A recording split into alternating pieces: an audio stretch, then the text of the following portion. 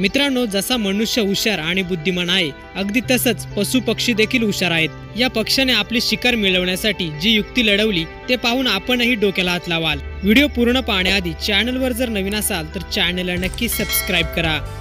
मित्रांनो, एका नदीच्या काठी हा पक्षी आपल्या शिकारीची वाट पाहत होता। असा बराच वेळ झाल्यानंतर त्याने एक युक्ती लढवण्याचं ठरवलं।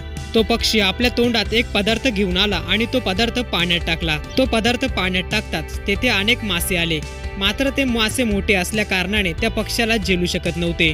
त्या पक्ष्याने तो पदार्थ पुन्हा आपल्या तोंडात घेतला।